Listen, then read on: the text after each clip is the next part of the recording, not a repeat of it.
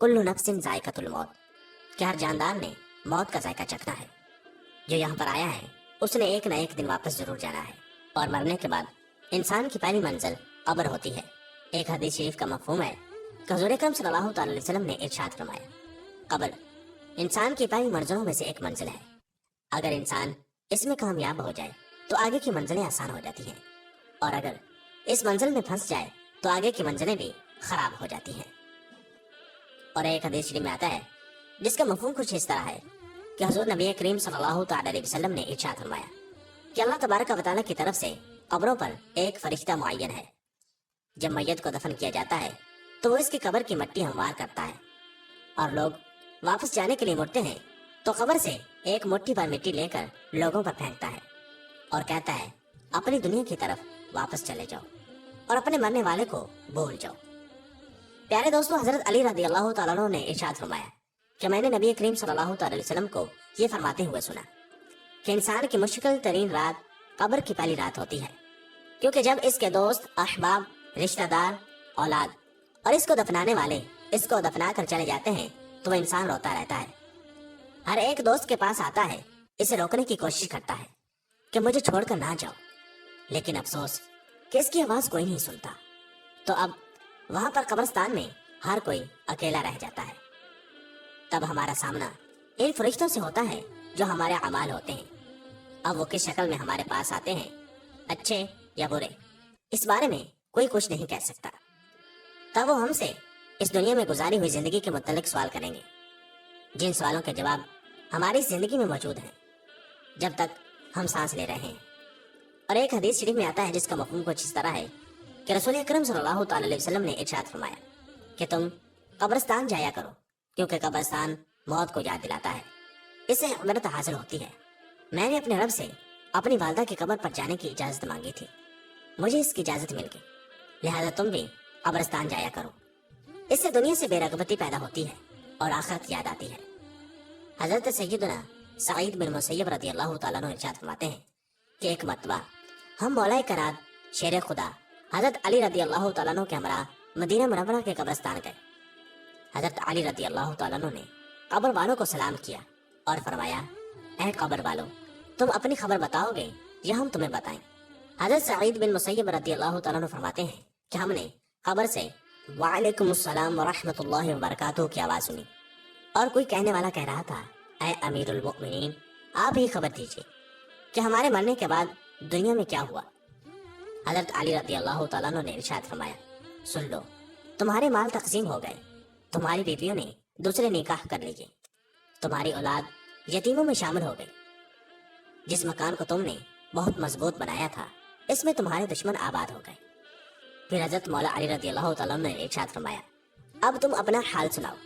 ये सुनकर एक कब्र से आवाज आने लगी, ऐ अमीरुल मुमिनीन, हमारे कफन फटकर तार तार हो गए, हमारे बाल झड़कर मुंतशिर हो गए, हमारी खालें टुकड़ी टुकड़ी हो गई, हमारी आंखें बहकर रुखसारों पर आ गई, और हमने जो नेक आमाल किए थे इनको पाया, जो कुछ पीछे छोड़ा इसमें हमारा नुकसान हुआ। मुअज़्ज़ज़ दोस्तों, रिवायत में आता है कि जब मुर्दे को कब्र में रखा जाता है तो इसकी नमाज इसके दाएं तरफ आकर खड़ी हो जाती है, रोजा बाएं तरफ खड़ा हो जाता है, कुरान मजीद की तलावत और अल्लाह तबारक व तआला का जिक्र सर की तरफ आकर खड़ा हो जाता है, और जमात के साथ नमाज पढ़ने को जो कदम चले थे वो पाँव की तरफ खड़े हो जाते हैं। जब आज़ाब इस कब्र में अपनी गर्दन निकालता है और मुर्दा तक पहुंचना चाहता है, अगर वो दाईं तरफ से आता है तो इसको नमाज कहती है, परे हट, खुदा की कसम ये शख्स दुनिया में बहुत मुशक्कत और मुसीबत उठाता रहा, अभी इसे जरा आराम करने दो। फिर आज़ाब बाईं तरफ से आना चाहता है तो रोजा इसी तरह इसको हटा देता है। फिर वो सर की तरफ से आना चाहता है तो तिलावत कुरान मजीद, जिक्र इलाही इसको रोक देते हैं और इससे कहते हैं, इधर तेरा रास्ता नहीं है।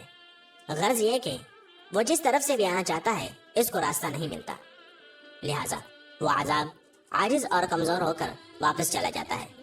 और इसके बाद सबर जो एक कोने में खड़ा होता है वो इन इबादतों से कहता है कि मैं तो इस इंतजार में था कि अगर किसी तरफ की इबादत में कुछ कमजोरी हो तो मैं इसकी तरफ से हमदर्दी करूंगा, मगर अल्हम्दुलिल्लाह तुमने ही मिलकर इसको दफा कर दिया, लिहाजा अब मैं आमाल तोलने के तराजू में इसके काम आऊंगा।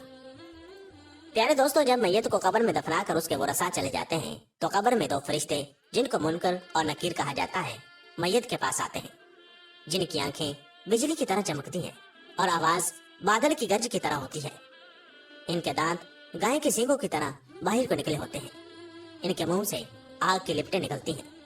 بال اتنے بڑے ہوتے ہیں کہ پاؤں تک لٹکتے ہوتے ہیں۔ ان کے ایک کاندھے سے لے کر دوسرے کاندھے تک اتنا فاصلہ ہوتا ہے کہ کئی دن تک چل کر مسافت کو ختم کیا جا سکتا ہے۔ مہربانی اور نرمی ان کے پاس نہیں ہوتی، لیکن سختی کا معاملہ یہ مومنوں کے ساتھ نہیں کرتے، بلکہ پھر بھی ایسی ڈراؤنی شکل و صورت کی ہیبت ہی کیا کم ہے۔ پیارے دوستوں، ان دونوں کے ہاتھ ایک بہت بڑا لوہے کا ہتھوڑا ہوتا ہے کہ جس کو اگر تمام دنیا کے جنوں اور انس مل کر اٹھانا چاہیں تو اٹھانا تو درکنار، اس کو ہلا بھی نہیں سکتے۔ وہ آ کر مردے سے کہتے ہیں بیٹھ جا۔ مردہ ایک دم اٹھ کر بیٹھ جاتا ہے اور کفن اس کے سر سے نیچے سرک جاتا ہے۔ وہ سوال کرتے ہیں تیرا رب کون ہے؟ تیرا دین کیا ہے؟ تیرا نبی کون ہے؟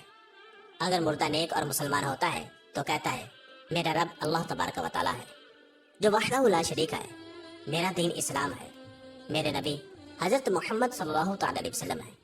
یہ سن کر وہ دونوں کہتے ہیں تو نے سچ کہا۔ تو اس کی قبر کی دیواروں کو سب طرف سے ہٹا دیا جاتا ہے، جس سے وہ چاروں طرف سے بہت وسیع ہو جاتی ہے۔ اس کے بعد فرشتے کہتے ہیں سر اٹھاؤ۔ مردہ جب اوپر کو سر اٹھاتا ہے تو اس کو ایک دروازہ نظر آتا ہے جس میں جنت نظر آتی ہے، اور وہ کہتے ہیں اے اللہ تبارک و تعالیٰ کے دوست، وہ جگہ تمہاری رہنے کی ہے، اس وجہ سے کہ تم نے اللہ تبارک و تعالیٰ کی اطاعت اور فرما برداری کی۔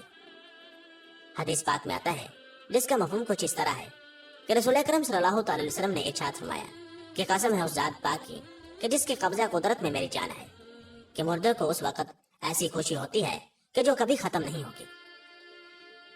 اس کے بعد وہ فرشتے کہتے ہیں کہ اپنے پاؤں کی طرف دیکھ۔ جب وہ دیکھتا ہے تو وہ دوزخ کا دروازہ نظر آتا ہے جس سے دوزخ کا حال نظر آتا ہے۔ وہ فرشتے کہتے ہیں کہ اے اللہ تبارک و تعالیٰ کے دوست، تو نے اس دروازے سے نجات پا لی ہے۔ اس وقت بھی بندے کو اس قدر خوشی ہوتی ہے جو کبھی ختم نہیں ہوگی۔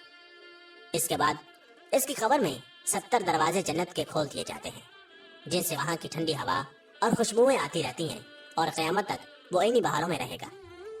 پیارے دوستو، کیسی خوش نصیب ہوگی وہ روح جس کے ساتھ اللہ تبارک و تعالیٰ اپنی مہربانی اور رحم و کرم کا سلوک فرمائے گا۔ ناظرین گرامی، دوسری طرف جب نافرمان، فاسق و فاجر، بدکار اور کافر شخص کو قبر میں رکھا جاتا ہے تو قبر اس پر تنگ ہو جاتی ہے کہ اس کی پسلیاں دوسری طرف کی پسلیوں میں گھس جاتی ہیں۔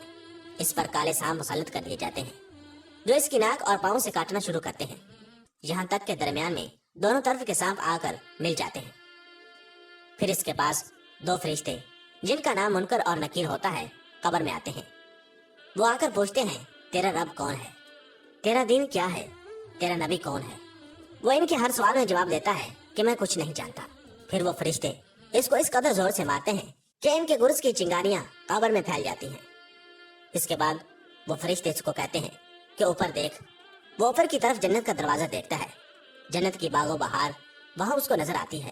فرشتے اس نافرمان سے کہتے ہیں کہ اے اللہ تبارک و تعالیٰ کے دشمن اور نافرمان، اگر دنیا میں تو اللہ تبارک و تعالیٰ کی اطاعت اور فرما برداری کرتا تو یہ تیرا ٹھکانہ ہوتا۔ ایک حدیث میں آتا ہے جس کا مفہوم کچھ اس طرح ہے کہ رسول اکرم صلی اللہ تعالی علیہ وسلم نے ارشاد فرمایا کہ قسم ہے اس ذات پاک کی جس کے قبضہ میں میری جان ہے، کہ اس کو اس وقت ایسی حسرت ہوتی ہے کہ اس جیسی حسرت پھر کبھی نہیں ہوگی۔ پھر دوزخ کا دروازہ کھولا جاتا ہے اور وہ فرشتے کہتے ہیں کہ اے اللہ تبارک و تعالیٰ کے دشمن، یہ تیرا ٹھکانہ ہے اس لیے کہ تو نے اللہ تبارک و تعالیٰ کی نافرمانی کی۔ پھر جہنم کے 70 دروازے اس کی قبر میں کھول دیے جاتے ہیں جن سے قیامت تک گرم ہوائیں اور دھواں وغیرہ اس کو آتا رہتا ہے۔ الامان والحفیظ۔ معزز دوستو، قبر کا معاملہ بڑا سخت ہے۔